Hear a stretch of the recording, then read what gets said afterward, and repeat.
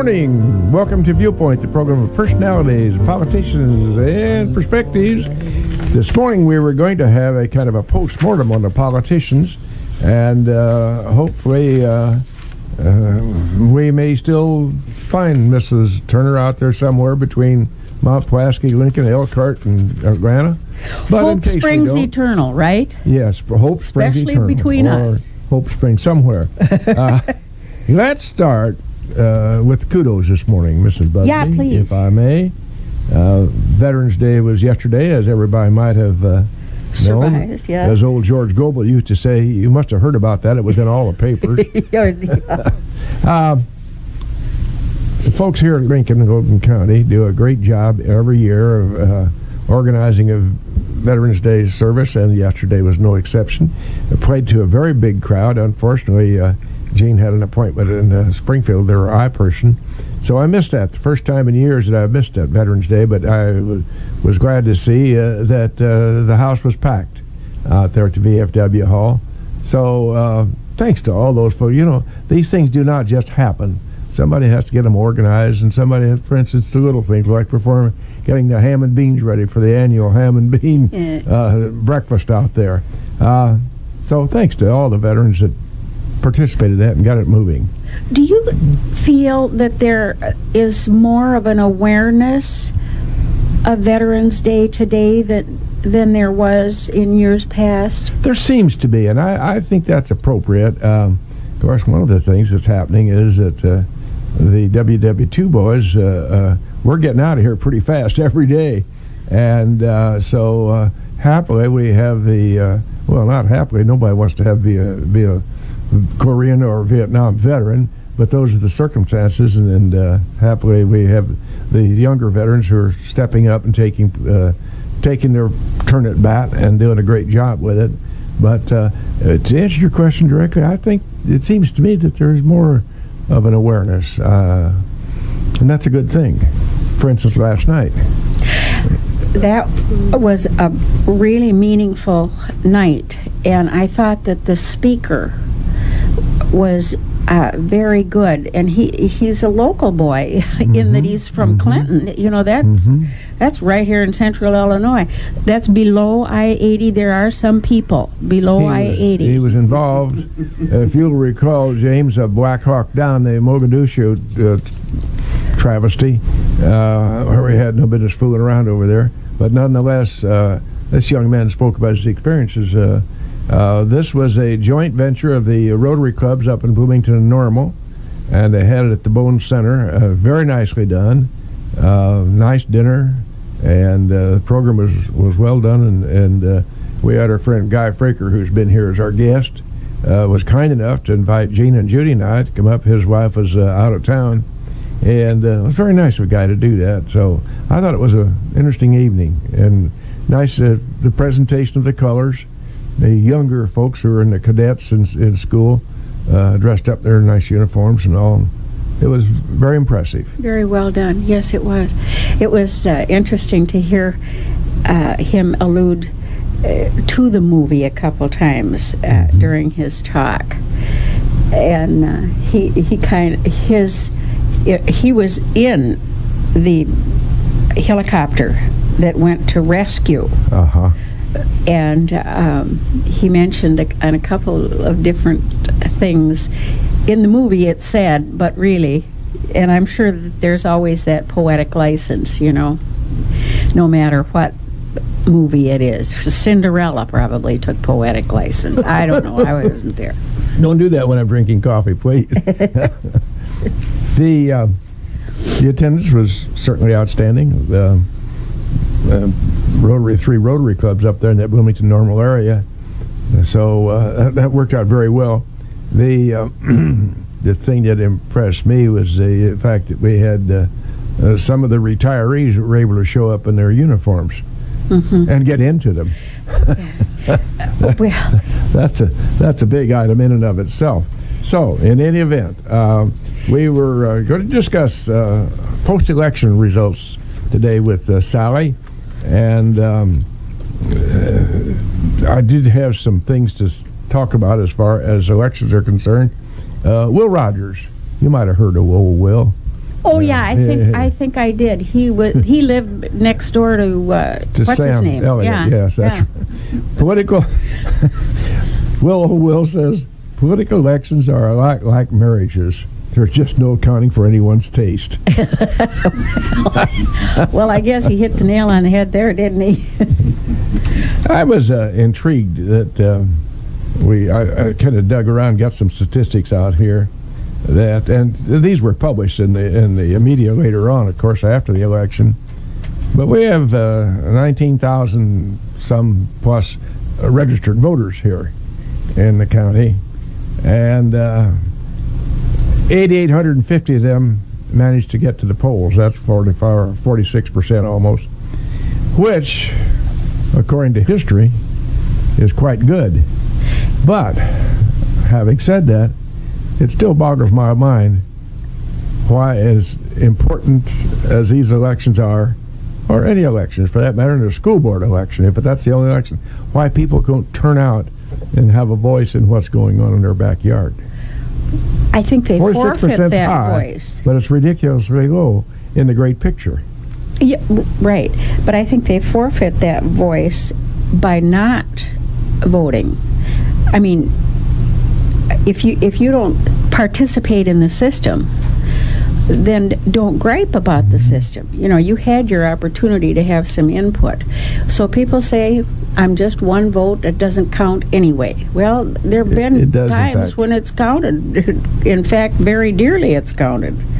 We're waiting to hear. I think Louisiana hasn't been heard from yet as far as that Senate race down there. More dangling chads, huh? So in any event, I found it intriguing, but not surprising, that in Republican stronghold Logan County, that Secretary of State, Mr. White, continues to do so well.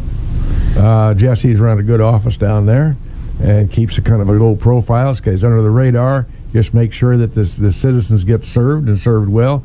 And boy, if Logan County Secretary of State's facility there on North Kickapoo Street is any indication, the citizenry of the state is really being served. They are being served well. Yes, I agree. But I was intrigued by that because Jesse polled 52% in Logan County.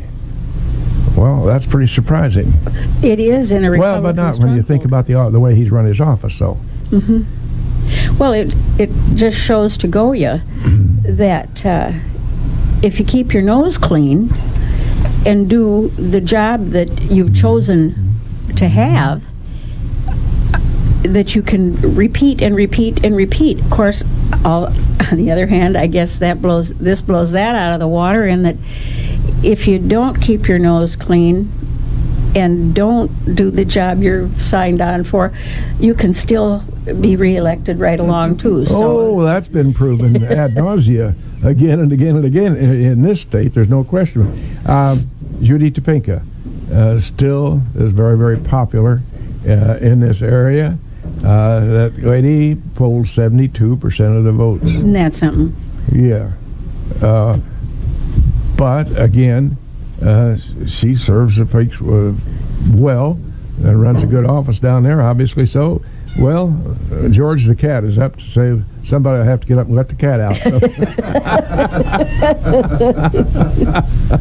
So in any event, we had 46% almost, and as I say, they seem to think that's wonderful and very high, because we normally guys somewhere in the mid-20s, which is just obscene to me. It is. It just makes each vote more expensive to run, according to Sally's office. That the election process is not a cheap process. And when you have 18 to 20% show up, as you say, the per vote cost is significantly higher. The printing alone, let alone reconciling all this after the voting is over, is just got to be astronomical. All the forms that you have to have when you are in charge of one of the polling places, or working rather at one of the polling places, you have an awful lot of paper on your hands because they have to prepare for it. It's like hospital. You have to be prepared for a full house, and if you don't have a full house, it just costs you that much more per patient, you know. It's the same with this. Now, where we vote, we had well over 450 people vote, which is phenomenal for East Lincoln, too. And then if you add in all the people who took advantage of the early voting opportunities, voting before the 4th of November, we probably had 500 people vote in our precinct, which is just phenomenal. Well, it's phenomenal again, but it speaks to the fact that still we get a lot of people who don't show up. 648-5510. Somebody might want to chime in on this election process, have a complaint or a comment. We'll accept either one, won't we, Mrs. Busby? Yes, and another thing that we could comment on, since we're in the political arena here, there was a full-page ad on the back of the Courier this morning, sponsored by LEAP, the organization in Elkhart, just a couple weeks ago. We had people here talking about the mine and the business of building another area in which to dump site is what you're talking about. Dump site. Okay. I was trying to be like politically correct or a little more gentle about it. But yeah, they want to build a dump in Elkhart, and the community of Elkhart doesn't particularly want it. But in order for CWLP in Springfield to purchase all their coal from the local mine, they signed a contract with them that they would accept this residue that's a byproduct of the burning of the coal and has to be disposed of. And apparently Sangamon County wasn't too warm about having it. And so they signed on that Logan County would take all this and plant it in Elkhart. And Elkhart says, well, wait a minute, we don't think we like that. So if you are on one side or another of that and have something that you think you could contribute that would enlighten us further, it would sure be nice to hear from you this morning at 648-5510, please. And well, my take on that is, personal take on that is, the waste is generated in Sangamon County. Why should Logan County be responsible for taking waste generated elsewhere? Question. I agree totally, but you're supposed to argue with me a little bit.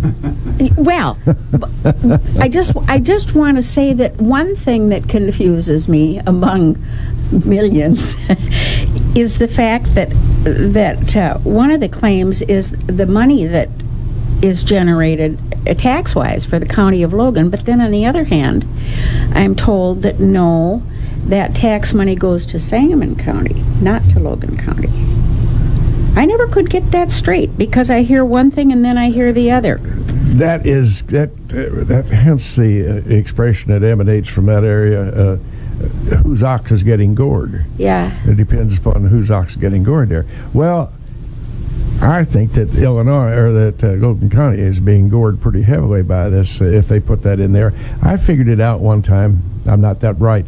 I used the computer and helped me out. But at some point in time, I tried to figure how many cubic yards of waste would be there at only 10 feet high and over that 300 acres. And it was something like 88,000 cubic yards. I think my figures are correct in that.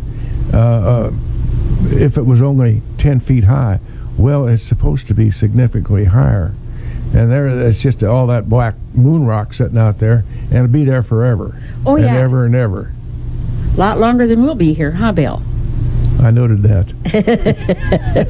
So, if somebody would like to weigh, we've given they're going to have their final hearing. Go ahead, Judith Kay. But it will be not only here forever, but after 5 years of being responsible for it, following their having gone on to greener pastures, then it'll not only be here forever, it'll be the responsibility of the county of Logan. to be sure that it's run properly and that everything is up to snuff. Somewhat of a major responsibility. Speaking of money. I'm sorry? Speaking of money, Yes, go right ahead. that cost a bunch.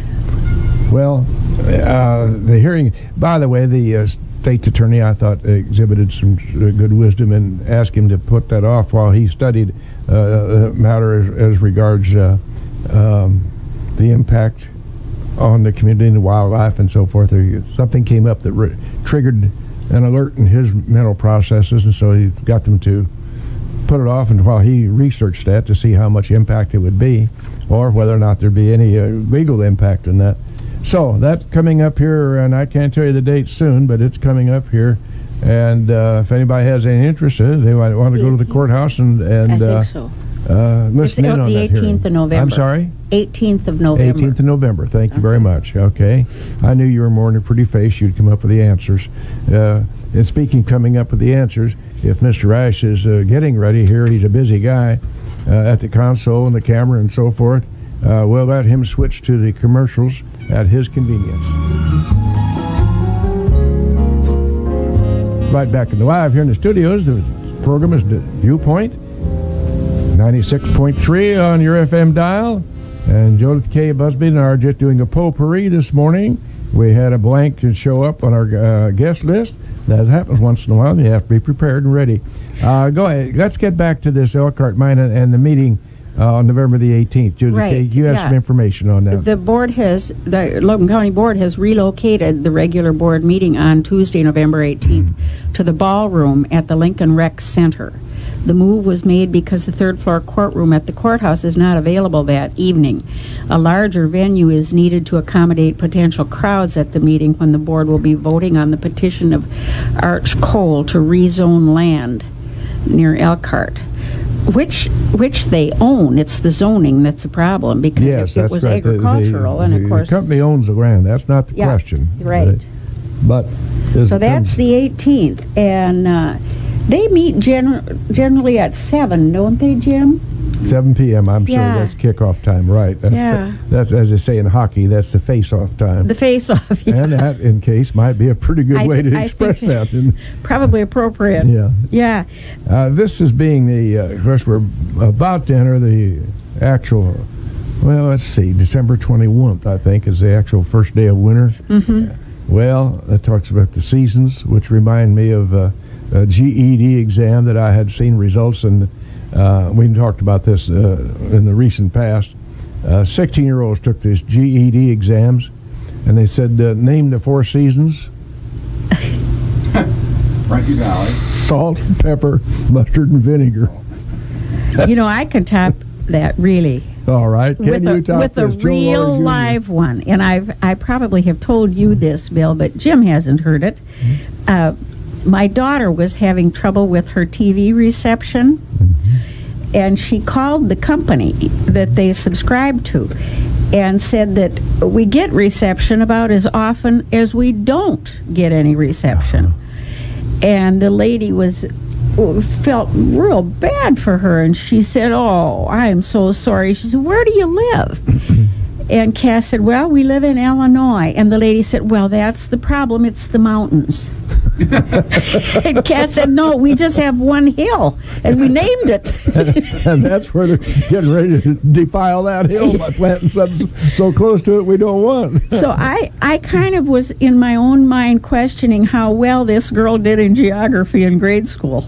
Well, she'd probably go along with one that says she'd take this exam, and the question was, what guarantees a mortgage company insist on if you were buying a house? And the answer was, if you were buying a house, they will insist that you are well endowed. Oh, gosh. What happens when you get to your body as you age? Well, I know about some of those things. This is when you get old, so do your bowels. You get intercontinental. 16-year-old GED exams. What happens to a boy when he reaches puberty? He says goodbye to his boyhood and looks forward to his adultery. Oh, dear. Oh, dear. Name a major disease associated with cigarettes. premature death. That is a major disease. But now, you said last night, and the rest of them agreed with you, that in the good old days, when you'd get your lovely lunch in cans or bags or whatever it came in, your K-rations or whatever they were called, that they always had cigarettes in them as well. Oh, yes. Yeah, that was, the interesting thing is all the rations that were in the field rations and so forth that were issued, they always had a little pack of, I think it was 4 cigarettes, as I remember. I'm not certain. But an even number, but it was a small, but all those packs had cigarettes in them, yeah. We're doing the soldiers a favor. Well, but now you were never a smoker, so did you give yours away or sell them? Well, sold them on the black market over in Europe, but yeah, you could get 1,000 francs for a carton of cigarettes over there in 1945. For a carton of cigarettes, that was $20. 20. That was pretty good money. Look at the price of cigarettes today on the counter. I don't know what they are, but they're astronomical. Oh, well, depending on the brand you smoke, they can get on up towards $80, $90 a carton. That much, really? That's the truth. I didn't know. Well, in any event. It's a very expensive hobby. Actually, you'd be better off taking up bowling. Well, it's more expensive to take up cigarette smoking than it is bowling, for sure. Oh, yeah. Tell me, Judith K., I'm going to pose you a question here, speaking of politics and so forth. This will be difficult for you to answer. You may not have to stand in the back of the room on this one. He says, I will restore trust in government. Oh. Who said that? Who did say that? Our current leader. It wasn't Theodore Roosevelt. No, it wasn't Teddy Roosevelt. No, it's... Somebody you might know. But I know. You can't quite think of the name now. And, it's kind of too bad when we speak in absolutes, boy, you're just liable to get knocked down real quick. That I will do and I can do and I, no matter what, if you tackle things with that attitude, you get brought down. Well, this is a cyber world now, and if they say something this morning at 10 o'clock, 10:01, if it's worthwhile repeating, it'll be out there somewhere. Oh, sure, so these fellows right in front of God and everybody. Whether you've misspoken yourself or not, it's still there. That's the trouble with words. They can't be called back. Well, the great Thomas Sowell, he, a black philosopher and writer, brilliant guy. And old Tom Sowell said, it is hard to imagine a more stupid or dangerous way of making decisions than by putting those decisions in the pen who pay no price for being wrong. And that isn't just particular today's administration. That applies to administrations down through the line. If they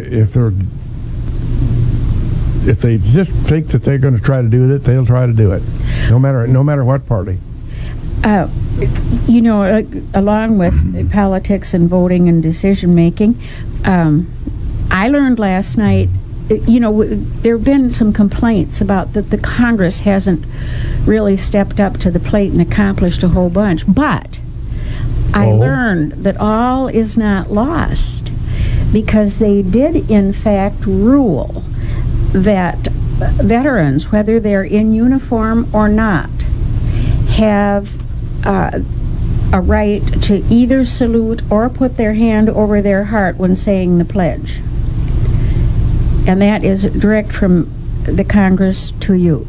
Yeah, they made that. It's a little thing, but there's some folks who have felt a little awkward. Do I salute, or do I use a hand over the heart business? Candidly, wearing civilian clothing, I'm more comfortable in just a hand over the heart business rather than a military-style salute. But it's proper to do that if those who want to do that. So right. They don't need to feel, talking about Tom Sowell again, and this is, my soapbox about entitlements. Yes, sir. This program being fair and unbalanced. Yeah, you got that right, huh, Jim? Tom says, one of the consequences of such notions as entitlements, end quote, is that people who have contributed nothing to society feel that society owes them something, apparently just for being nice enough to grace us with their presence. Oh, well, God love Well, go ahead. You know, how come they'll categorize from time to time things like Social Security That's not an entitlement. As an entitlement, but how can it be called that because you've paid into it since you were 16? Well, beauty is in the eyes of the beholder. If they want to say, and they will say it's entitlements, they think it's entitlements. Obviously, it is not an entitlement by any stretch of the imagination. Well, how about in Illinois, the people who work for the state and have every month of the world paid into their retirement fund, which is broke for some amazing reason. Now, how is that an entitlement? Well, I think that you have to figure that when the politicians get their hand in the kitty at some point in time, that kitty's going to get distributed around the way they'd like to see it distributed. And those funds should be sacrosanct. Those funds should not be able to be touched at all. But a big problem of it is that what happens out there, particularly out there in Washington, laws are passed that do not apply to those that are voting for the laws. In other words, they don't have a dog in that fight. No, they do not have a dog in that fight at all. But they go ahead and blithely pass these laws. They're covered for the rest of their natural life. And very well. Oh, yeah, nicely. Thank you very much. Yeah. Some point in time, we'll see some sanity restored. But when we keep electing people like have been elected, present elections notwithstanding, we have folks out there who are just not very responsible. And they get these jobs, and they think that they're lifetime jobs, and they forget the folks back home. Case in point, which is exactly the opposite of that, is our young Congressman Aaron Schock. He hasn't forgotten his roots, and he will respond to his constituents. And those that are known Aaron down through the past short years that he's been in the public life have found that he will respond to people.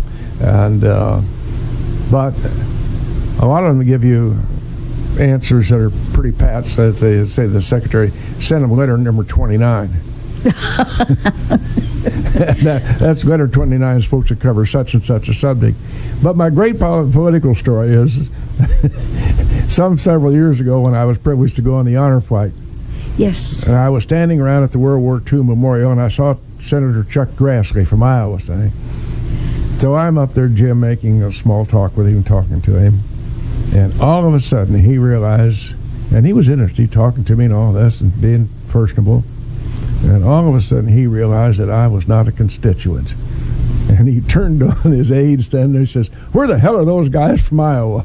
And walked off from me like I had the plague. Like you were something under the bottom of his shoe, huh? Not one final note, nice to talk with you and anything like that. He just turned his heels and left me, and I laughed in his face because it was such a patent political move. Oh, yeah. Well, I'm afraid that there's an awful lot of the me, my wife, our two kids, us four, no more. That's all we're going to think about, just myself, keeping myself going. Well, Judith Kay. Yes, sir. I also found something else that Mr. Soul said. Tom says that it's amazing that people who think we cannot afford to pay for doctors, hospitals, and medication somehow think that we can afford to pay for doctors, hospital medication, and a government bureaucracy to administer it. That's the thing. That's a kicker. Bureaucracies. In Illinois, we have more levels of government than any other state. Well, it's going to be interesting now to see our governor-elect has some real challenges. State is ranked so far down in the rest of the state's ranking as far as being able to pay their bills and have an efficient form of government. Governor-elect Rauner's got himself a real challenge, particularly in view of the fact that he's working against the Chicago machine. And how they are going to resolve some of these problems and get together and cooperate is going to be a difficult thing to watch. So we'll see within the next 3 months. He will be taking the oath of office in January, and I would hope that by March or certainly April, we'll begin to get a grip on how he's doing and how he's being able to chart the course. Well, good luck to him. Yeah. We need somebody to step up to the plate and try to turn things around a bit for our sovereign state. Well, I think at this point in time, Judith Kay, we will terminate Viewpoint a little early because we have some housework to do up here in the studio, and we'll move along. And Rusty, do we know who's next week's guest is? I've got it right here somewhere. We will have, His Honor the Mayor Keith Snyder and the new city administrator. Yes. So Viewpoint next Wednesday morning to find out what's going in the city of Lincoln. Meantime, have yourself a good day, and we will not close with the subject matter because we haven't had any very solid subjects to talk about this morning. Well, that's a good reason. Good reason. Well, I will find out. But here's one about an election. And an election is like a horse race. You can tell more about it after it's over. Amen. That's about it. Thank you for Viewpoint.